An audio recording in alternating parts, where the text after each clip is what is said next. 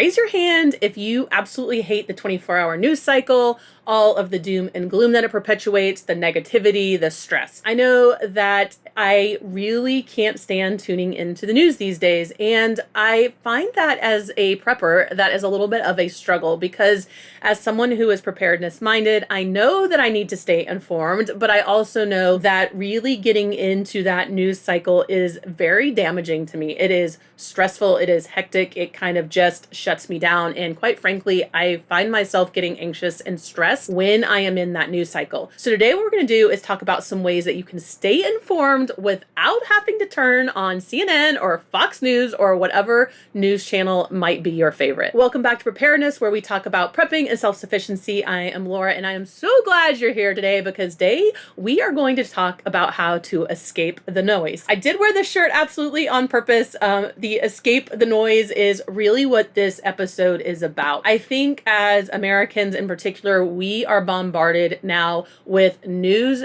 coming at us from all directions. It is coming at us from the 24-hour news cycle, it's coming at us from social media, it's coming at us from friends and family who are talking about what they have seen, and it can feel really overwhelming. And as you know, if you have been around this channel at all, is I am all about being prepared without kind of getting into this cycle of fear and this cycle of really doom and gloom.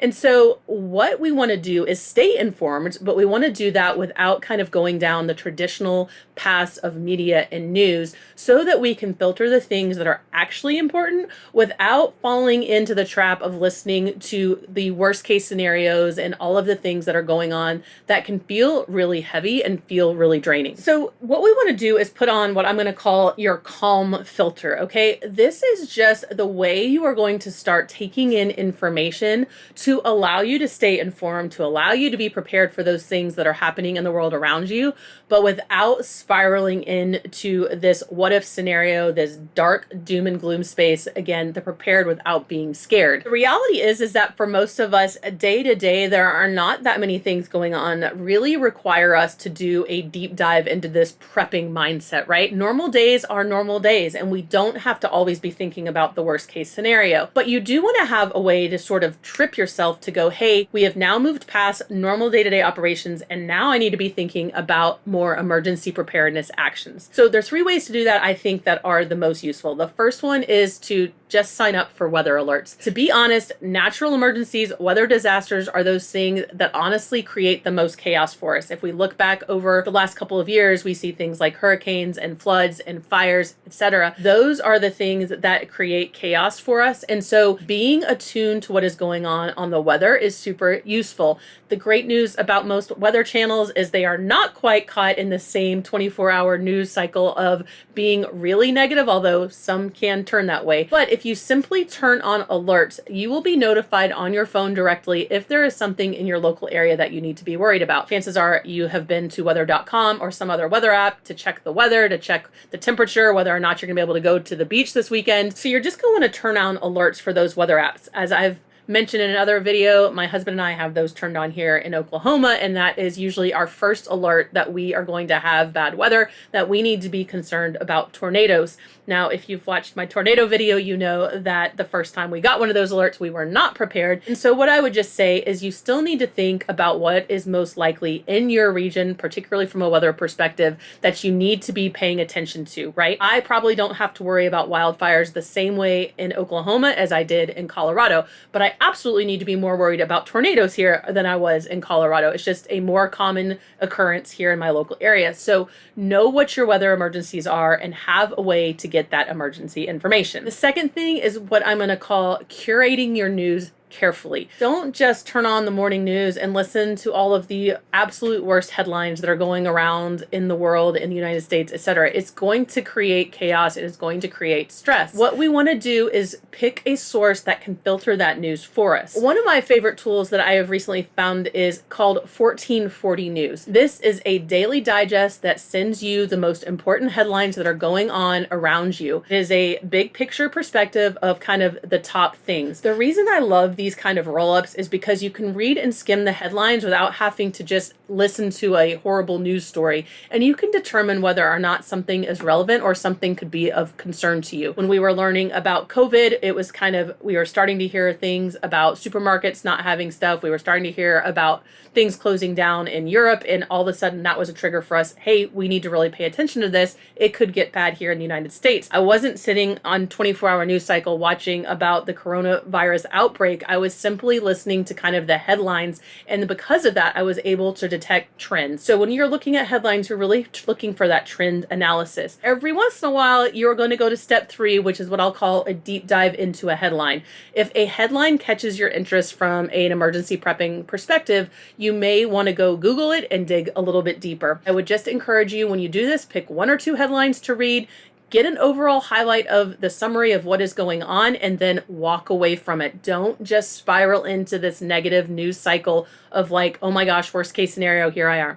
Once you know what the emergency is, you can determine what kind of actions that you need to take. And that is going to allow you to keep that sense of calm even when things maybe are not going as smoothly as you would hope. The reason that this approach works is because it really allows your brain to skim through all of the things that are not that important, that are not that relevant, without kind of getting into this negative spiraling. It allows you to pick the headlines, figure out what is relevant for you, what is relevant for your situation, what is relevant for your family, dump the rest, and then move on and take action as required. Chances are you're already doing something a little bit like this when it comes to headlines. You're probably not necessarily watching the news cycle 24/7. At least I really hope you aren't, because let's just face it, that may not be the best for your mental health, which we have also talked about on this channel. But we do want to be aware of the things that are going, because those can be those signs, those can be those triggers for us to start taking action, where maybe other people are just waiting to react as things get worse. And if you can see things coming,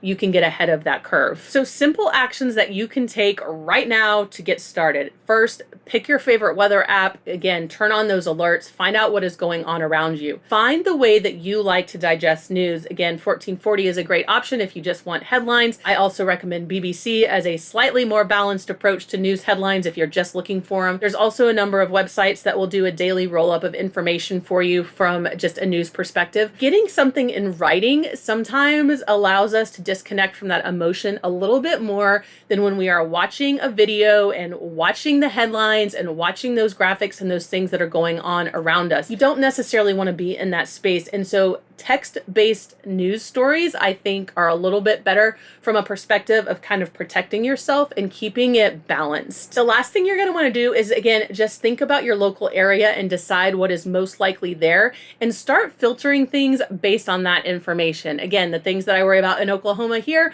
are different than what I worried about when I lived in Colorado. And so filter everything that you are hearing through that lens of what is most important to me, what is most important to my family.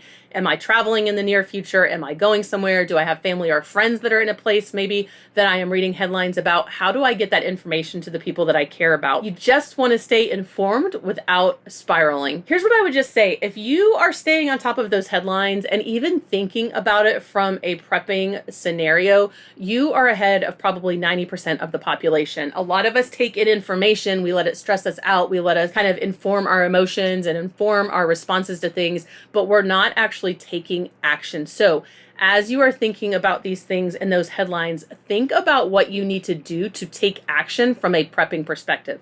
So we're going to go back to that coronavirus discussion that I had a few minutes ago. When I started watching that and I started hearing about kind of borders closing down and shipping things starting to get delayed, my mind immediately went to, what could happen? Well, it could be supply chain shortage, which we absolutely saw here in the States. The nice thing is I was ahead of that curve just enough that I had a chance to run out to Sam's Club and buy one last round of all of the things that I wanted to have in my house for an emergency situation, because I knew enough to know that that was what kind of was going on. I didn't know the details. I didn't sit and just dwell on what was happening overseas. I just said, there's stuff going on. It could come here. What do I do from a prepping perspective to keep my family safe and make sure that we are taking action? And so that is how I want you to frame news moving forward, without getting caught up in the drama, without getting caught up in the sensational stories, without getting caught up in the tragedy. To be really honest, it's Be aware, be connected, know what's going on, but don't let it pull you down into a really dark space. I hope you found this useful. Again, if you have any questions about emergency preparedness, please just drop a comment below. I would love to answer those for you and make sure that I'm providing content on this channel that serves you and your family in a prepared, not scared kind of way. Have a great day.